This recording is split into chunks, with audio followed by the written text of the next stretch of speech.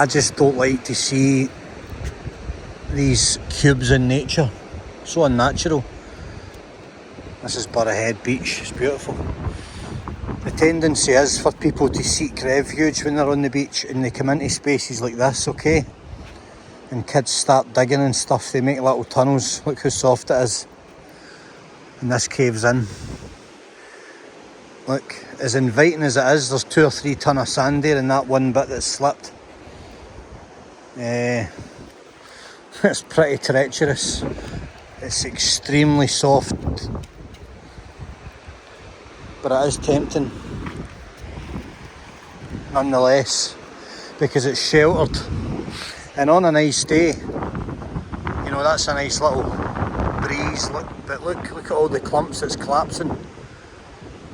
Now's the time for Scotland to maintain the erosion of its coastlines, like the complete neglect that England gets. And homes and caravan sites and people's investments are just washing away into the sea. Because it's not benefiting those in power, they literally allow it to happen, and the Environment Agency just continually take money and tell porkies that they actually care. And see all of this needs captured now. This can, even with raw natural material like timbers, just putting stakes down in and preventing further erosion.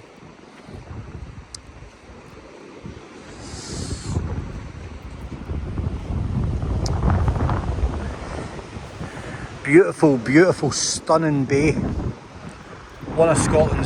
Easily one of Scotland's best beaches. I mean, look at it, it's absolutely flawless, the sand. There's a few people on it, but not many.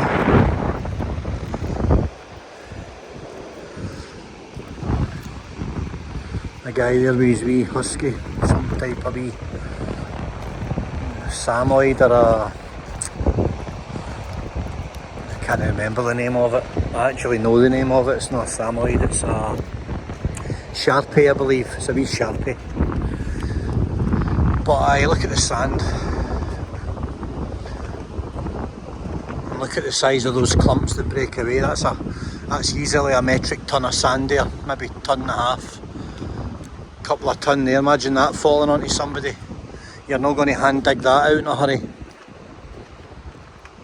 So now would be the time. The glider up there. As I say, it's a get rid of all of this horrible concrete. Horrible. And start to reinstate the dunes. You know, just a little bit of clever work with some netting, some gabion netting, something like that, and preserve it, because that grass is all protected. That's not just normal grass.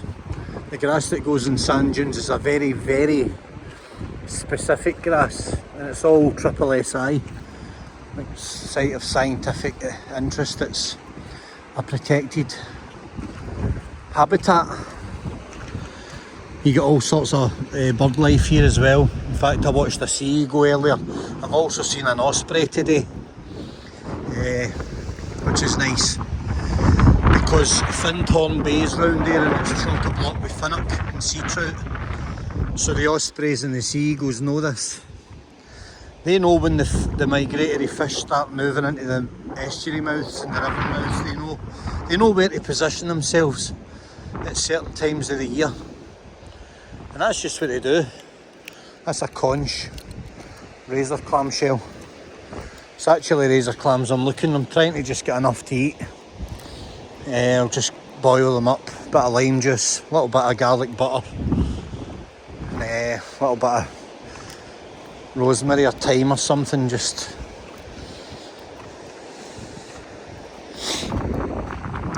the dunes are the dunes get slightly lower here.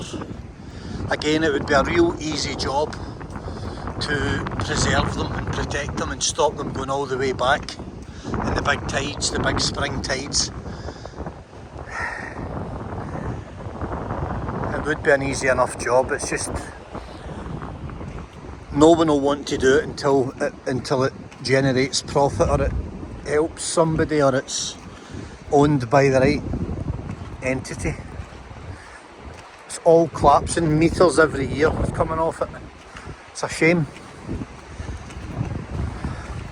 You could say it's nature and stuff, but even although I think things should be left alone, sometimes nature needs just a little help. Not a great deal, just a little help, just enough to preserve it. The minute it gets back to the trees, it's a big seabird. It's maybe a great blackback. It's not a gannet. Greater black-backed gull, possibly.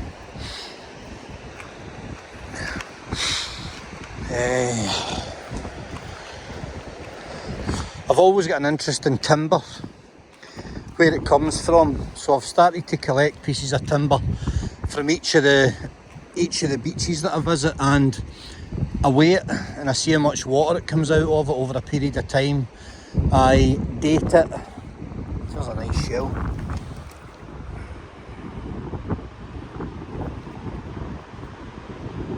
And I'll put that in my bag.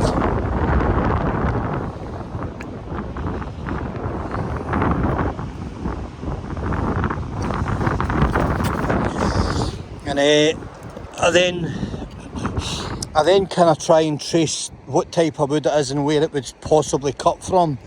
And I check the tides and I follow the tides. And I see what other coastline it may have came from. I found timber in the east coast that came from the west coast.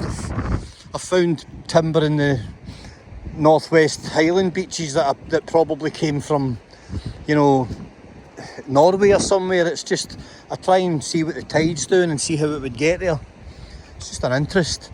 And some of it is like art in itself, the wood. It's all ready to be mounted onto something. And oh, there's a nice pair of dogs there. Don't know where they came from. Wild, the two of them. So like this here. I wonder how long that's been at sea, and I wonder how many shores it's landed on. There's a journey there, there's a story with this stuff. Look at this beautiful sand, but it's all collapsing. Again, wooden stakes. Instead of concrete nice concrete blocks, nice natural timber. Just along here. Backfill it with what's already available and just a little bit of protection. It wouldn't take much. And it would add, you know, another good 50 years onto these dunes, because they're absolutely incredible. But they need some type of assistance, that's all they need. Just a little bit of assistance. Or am I just living in, you know, is it too much to ask? One tracked machine and 3 or 4 good men. This coastline could be done in a few weeks. And that would be literally for many, many more decades. With one tracked machine.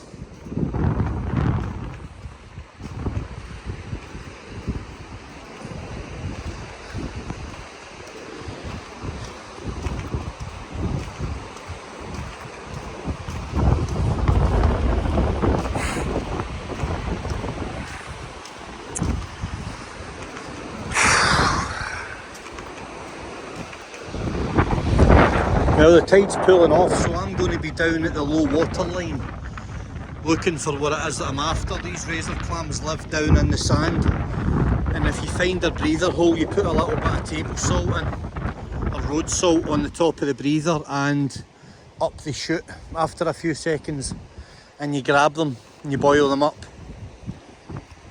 And this little waterway here, believe it or not, leads into a nice little stream up there, and the sea trout run up in it. And if you know when to catch them, there's a little bit of a mouth of the bay there.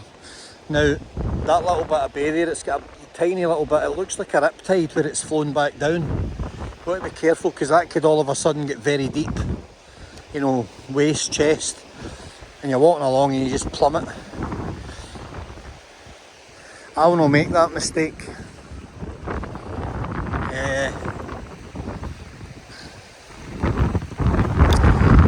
So this goes up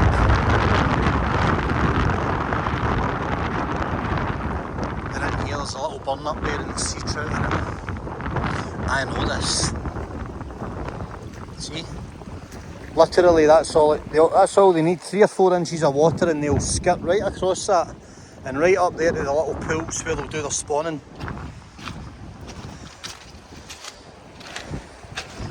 And if you're nimble enough in your feet and you're canny enough, you can actually go up there and catch them. I could probably catch a few by hand up there, to be honest with you. It's called gunneling or guddling.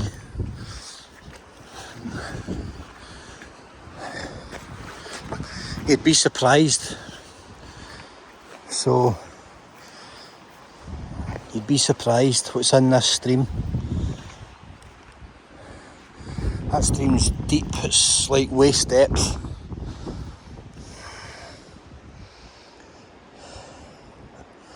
Sometimes if you do a bit of tapping, you just wade up at tapping, you'll push everything up the way and you can throw a little cast net over them, or you can just catch them with a hand line. A little bit of bread. A tiny little bit of silver foil I've caught them with. I've actually put a hook, hand line, bit of £6 hand line, £6 nylon, fluorocarbon, and a little hook with a piece of silver foil, and I've just flicked it out and caught them. You just grab it, more out of curiosity than anything, and then you put them in the pan with some butter. It doesn't look much, does it? It doesn't look much, but trust me, I might put a roof in that. Yep, that wee stream, that's all it takes. Right, I'm going to get back to my walk. Here's a wee video, a wee bit of Burghead Beach. Enjoy.